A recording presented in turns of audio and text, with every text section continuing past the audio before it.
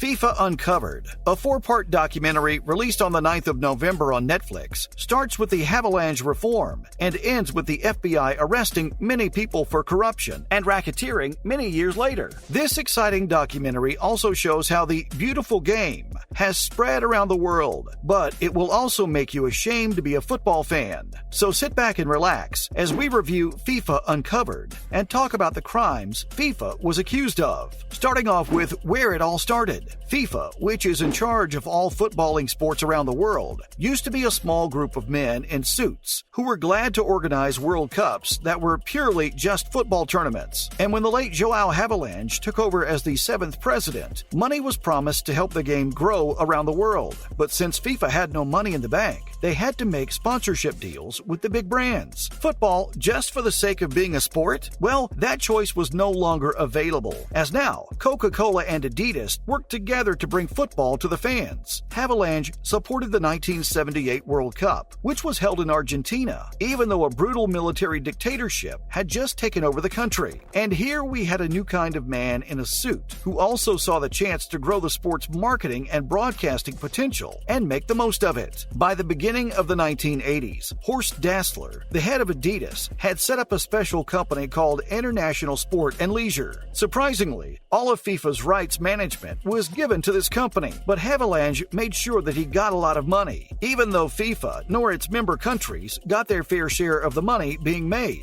Next up, let's talk about the main character. So the main character of FIFA Uncovered, Sepp Blatter, a student of Haviland's, who finally got him out of his chair in 1998 and stayed president until the House of Cards collapsed in 2015, also fell into this pit of ignorance and corruption. And the usual mix of news archives and interviews with both outsiders and insiders is used to show how FIFA became, if not institutionally corrupt, at least a place where corrupt men like to hang out. As well as having too much money floating around, FIFA's internal politics made it vulnerable to people who only cared about themselves. Also, when the presidents or World Cup venues were chosen, smaller nations with less of a football culture at home had the same voting rights as major football hubs. Okay, that's a little sus. And men like Jack Warner, president of CONCACAF, and Chuck Blazer, an American sports administrator with a crazy name, made the most of the situation. But even though the last episode is pretty long and goes into too much detail, and the whole thing could have been cut down from 4 hours to 3, FIFA Uncovered is, for the most part, a strangely exciting story of accusations and strange coincidences. And safe to say, some of the people involved in the documentary did bad things brazenly, making it like a true crime documentary, followed by the Qatari conspiracy. The part about how the repressive desert state of Qatar, chosen to host the 2022 World Cup, invested heavily in several countries that supported its bid, should end with the representative of Qatar being grilled. But the interviewer messes up at the most important moment while interviewing Blatter. Blatter always tries to change his image by putting on what he thinks is a cool air of authority, and instead of answering important questions, he keeps popping up to say meaningless things. Eventually, he's told that he must feel some guilt because he was in charge of a heavily biased executive committee, that only one of the 22 members who were in place when Russia and Qatar were given the 2018 and 2022 World Cups is still there. He does apologize, but he doesn't take any moral responsibility. He also says that committee members from other countries and other cultures can't be expected to answer for him. But that's the thing. When you consider that the worst scandals involve delegates from Africa, the Middle East, and the Caribbean,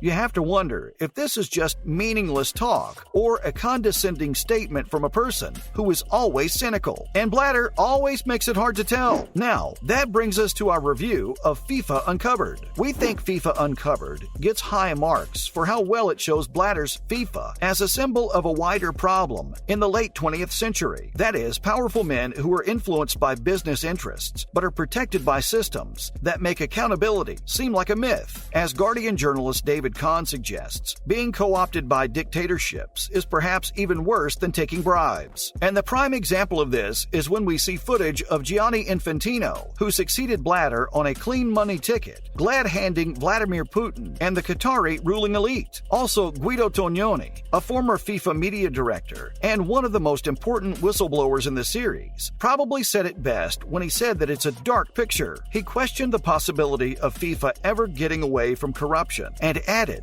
that you'd have to ask if the world can ever get away from corruption. Tognoni then answers himself by declaring, "No, that can't happen. As it stands right now, no, not possible." Moving on, the crimes FIFA was accused of. In 2015, the U.S. government and the FBI charged 14 FIFA officials with fraud, bribery, and other crimes, including widespread corruption. And this obviously sent shockwaves through the football world. But these charges only showed a small part of the long-term corruption that has been a part of the organization for decades. And there is a culture of lying at the heart of FIFA. First up, so how did they catch Jack Warner and Chuck Blazer? Well, in order to get the support of the CONCACAF, Hammam and Jack Warner held an event in Port of Spain where money was given to several officials to help develop football. And even though it wasn't said directly, everyone knew this was a payment to get a federation's vote in the upcoming elections. But when some of the government officials saw this, they refused to take the money and told the press what was going on. Then Blazer told Warner not to be so open about this event, so he stayed away, but couldn't stay clean for long. And Warner had to resign as president of CONCACAF because all of the attention he was getting from the media. What followed? An English journalist, Andrew Jennings, kept looking into corruption in FIFA and wrote a series of articles about what he found. And these articles caught the attention of people at the IRS and the FBI, who went after Chuck Blazer because of them. Busted! After finding enough proof of fraud and tax evasion against Blazer, the FBI went to him and asked him to be a mole, only to find out how corrupt FIFA really is. What's more, what was the big deal about Qatar's bid for the World Cup? When Qatar submitted its bid, it really didn't have the infrastructure or stadiums needed to host the World Cup. There were also worries that the World Cup might be played in the hot months of May, June, and July, when the tournament usually takes place. But despite all of these worries, Qatar won the bid. But it turned out that there were a lot of shady deals around that time,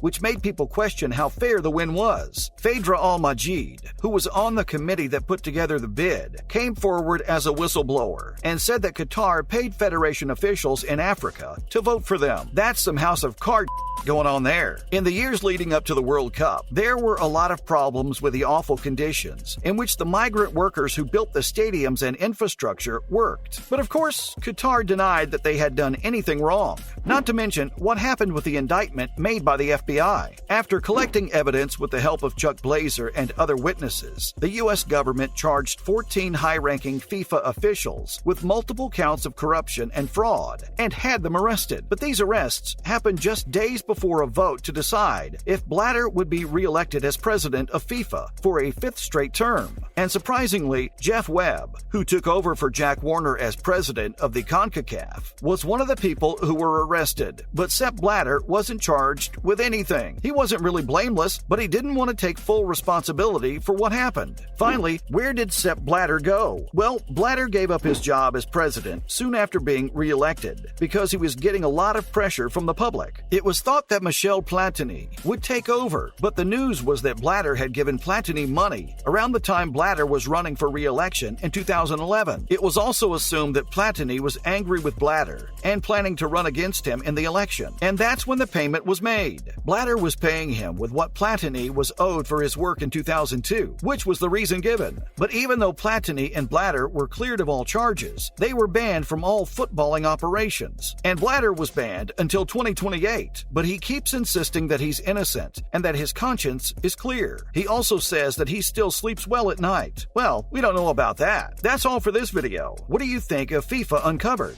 Let us know in the comments below. Don't forget to like this video and subscribe to our channel for more exciting content in the future. Thanks for watching. See you next time.